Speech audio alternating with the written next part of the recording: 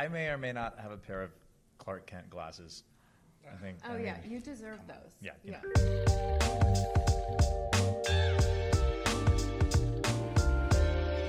Hi, we are the stars and executive producers of Superman and Lois, and we are here with the Hollywood Reporter at Comic-Con.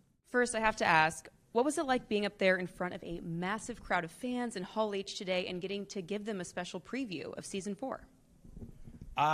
Very special. This is the only Comic-Con that we've been here as a group to do for the show, so that's a very cool thing. And that was the first time that I'd seen the clip. Had you seen the clip?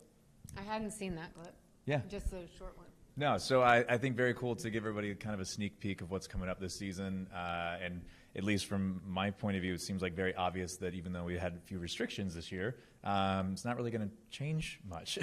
Pretty awesome. So. I took a great video that I posted on my Instagram of the whole crowd, and everybody was so pumped up. And, you know, every time I'm here, you know, I can see the line out of my hotel window, and it's hot, and they're waiting an hour, like in line for hours and hours. And I'm just so appreciative of genre fans because they're so loyal and they're wonderful and they're astute and they're great. And it was humbling to be in Hall H today, and it was a great way to end the series. Yeah. Season 3 ended on a major cliffhanger, and I'm sure you probably can't say much, but what can you tease about the 4th and final season? I can say that we're killing Superman. We're doing the death of Superman. Like always, we take these comic book runs and put it into the Superman and Lois blender and put our own stamp on it. So we're all really excited. It turned out pretty great. For Bitsie and Tyler, since this is the final season, what will you miss most about the show and playing these characters?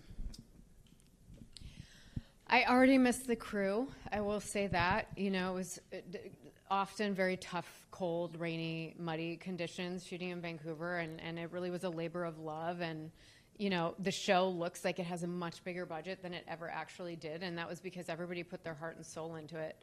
And I miss working with Tyler. I miss how much he makes fun of me. That is my love language. I love being teased. He tapped into that right away. And I miss, you know, it's fun to be, like, sometimes my husband David reminds me, like, you're going to be Lois Lane for the rest of history. You're one of a small group of actresses, and that's really humbling, and I'm grateful to have been, you know, a part of that for the last 6 years, and to be able to play, as a feminist myself, to be able to play a woman who has remained so iconic as a fierce woman and an inspiration to men and women since 1938. Echoing a lot of that, missing the crew, missing the cast, missing all these incredible people. It's been a lot of fun for the years that we had. So I think I'll miss everybody here and back up in Vancouver the most.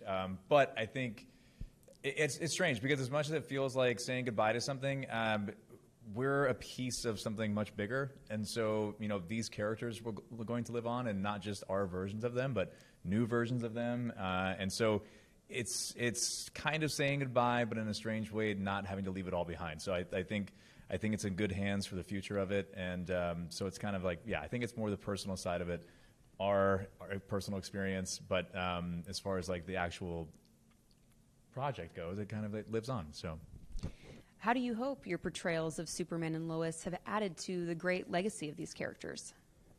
I think we will always stand out as having been the first live-action version that was them as parents, and I think that kind of sort of cements us as Lois and Clark did have kids, and also just, you know, for live action to have done a series that was so cinematic and so grounded. I'm going to echo one of my favorite responses about the show. I hope people look back at it and just go, not bad.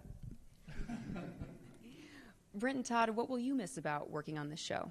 It's just nice to work on a show about family, you know, and to tap into that thing that Lois and Clark are in love with each other. They're these great parents, and they're also great, spouses to each other. And just to tap into a dynamic that's complicated and weird and funny, which is like being a parent in real life. I'm going to miss that probably the most of all. Yeah, I'm going to miss like a lot of what Bitsie and Tyler said. The writers, going to the writers' room every day, such a great group of people. The cast, amazing. across the board. The crew, the hardest working, our visual effects team, amazing. And for 4 years, we all like bought into this idea of like, we're doing Superman and Lois Lane, so whatever you have to give, and then some, and they did. And for me personally, Bitsie and Tyler are always going to be Superman and Lois Lane. There's just never, I just don't see it. I wish everybody the best of luck, but they're always going to be Superman and Lois Lane to me. Hear, hear. Were any of you able to steal anything from the set? Indeed, I was. I wouldn't call it stealing, though. I have, from the pilot episode, I have a mug that says L on it. Then I was gifted by Elliot, our prop guy, Lois's suitcase, which I refused to wear the entire run of the series because I don't like props unless they're necessary. So I have that. It has LL on it. And I really, really wanted to pay homage to the comics throughout with the wardrobe, even today. And I decided, yes, this is taking place in like 2020, I guess, when it started. But I had decided, instead of her like taking notes on an iPad or an iPhone, I'm like, I want old school little notepad. So I got the notepad. But the coolest thing I have from the show was during the Bizarro episode when they like destroyed our house and everything was backwards. What season was that, two? There was this cool, just this kind of roughed up painting of the back of an elephant sitting on a tree in the Kent kitchen. And I was like, I need that. It's beautiful. It's beautiful. And so I talked to Set Deck, and they were like, well, we're never going to do the Bizarro again, so it's yours. So that's my favorite thing I have from the show. What about you?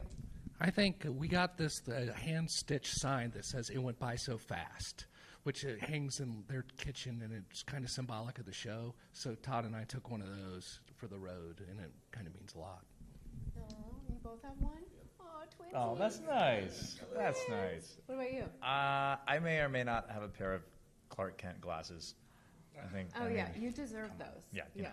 So yeah. Other than that, I don't want to get in trouble. So.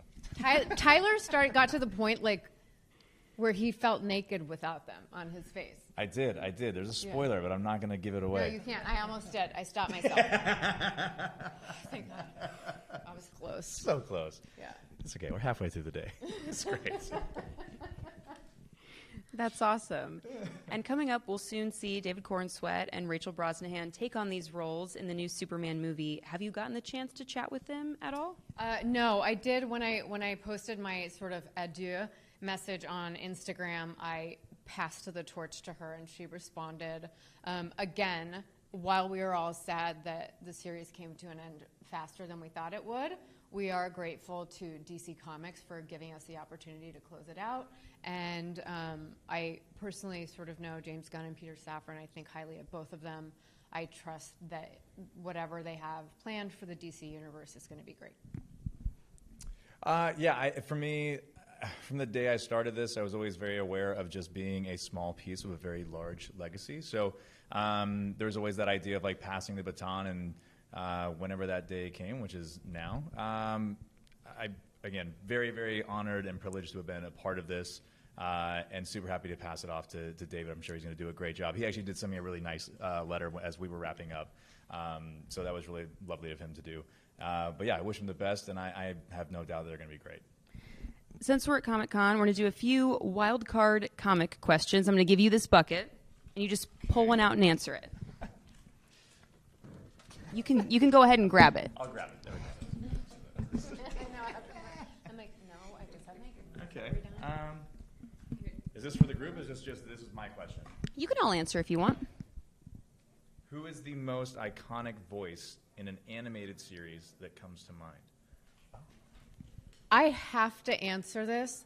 My husband, David Gentoli from Grimm, voices Batman in some of the DC animated movies, like, I don't even know what they're called, like The Doom That Came to Gotham, and then, some other, so I have to say David, yeah.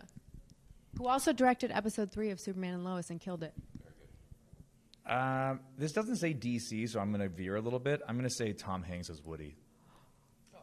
I feel like that's kind of got to be pretty close to the top, yeah. Oh, we keep going? You're done? Let's pull out another one. Yeah. Yeah. Bitsy, you want to pull one out? Actually, he just did a voiceover the other day, in the car, and he pressed play, and I was like, damn, can you just talk like that all the time? We would have way fewer fights. You know what? Tobin Yeah. Bell did Savitar on the Flash show. Tobin Bell did Savitar, and Tobin Bell is awesome, so that was pretty fun. But Oh, okay. There's not that many left. All right. If you could have one superpower, what would it be? Teleportation. Invisibility. Flight. Sorry. Flight. Yeah. No brainer. You really want to get up there and all cold and wet? Wouldn't you rather just arrive? No, but there's no speed limit. We didn't say fly slowly. We just said fly. So we can fly very, very fast. It's totally fine. And I worry about the B side of teleportation. Like the A side, you disappear. And do you reappear? Do you reappear all at one part? Yeah, you Like, that reappear seems with kinda all of your dangerous. hair and makeup intact. In theory. She's making the rules. Grab the mic. What's the best costume you've seen so far at Comic-Con? I haven't seen any this year. We actually haven't seen any I walking saw. around yet. I was walking. The boys and Amy and I were walking down to eat yesterday, and there was I thought it was Hugh Jackman. There was a Wolverine, chops, everything, spot on. Yeah, he was taking pictures with kids. My kid's dressed up, Cute so I'm answer. taking I them. was just going to say your children. Thank you. Yeah. Also, the only costumes I've seen, but your adorable children. Ringers. Yes. Yeah.